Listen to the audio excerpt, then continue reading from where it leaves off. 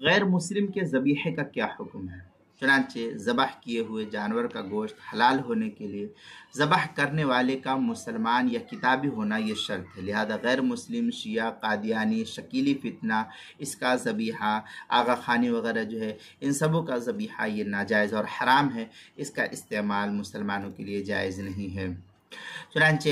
فتاوی ہند وغیرہ کے اندر اور البحر الرائق وغیرہ کے اندر ہے وحل ذبیحۃ مسلم و کتاب کا قولہ تعالی وطعام الذین اوتوا الکتاب حل لکم، اس طریقے کے والمراد بھی ذبائحہم لأن مطلق الطعام وغیرہ جو ہے نقل کی عبارت البحر الرائق جلد نمبر 8 صفحہ نمبر 168، فتاوی ہندیہ جلد نمبر 5 صفحہ نمبر 285، بدائع الصنائع جلد نمبر 5 صفحہ نمبر 45، فتاوی شامی جلد نمبر 6 صفحہ نمبر 296 پر اس کو نقل کیا۔ دوسری صورت کی اس کی ہے کہ غیر مسلم اور غیر کتابی کا ذبح کیا ہوا جانور حلال نہیں ہے، یہ بھی جو ہے اس کی تفصیل فقہا نقل کرتے ہیں۔ فتاوی شامیہ کے اندر ہے لا مجوس و وثنا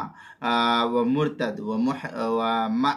محرم تارک التسمیہ عمدن یعنی لا تحل ذبیحۃ ہؤلاء وغیرہ جو ہے عبارت نقل کی ہے۔ فتاوی شامی جلد نمبر 6 صفحہ نمبر 298، البحر الرائق جلد نمبر 8 صفحہ نمبر 168، اور جو ایچ ایم سعید کراچی کا چھپا ہوا نسخہ ہے کتاب الذبائح کے اندر، فتاوی ہندیہ جلد نمبر 5 صفحہ نمبر 285، بدائع الصنائع جلد نمبر 5 صفحہ نمبر 45، فصل اما بیان شرط حل الاکل فی الحیوان جو ایچ ایم سعید کراچی پاکستان کا چھپا ہوا نسخہ اس کے اندر، فتاوی قربانی کے مسائل کا انسائکلوپیڈیا اس کے حروف تہجی غین، عنوان ہے غیر مسلم کا ذبیحہ، صفحہ نمبر 108 پر اس کو نقل کیا گیا ہے۔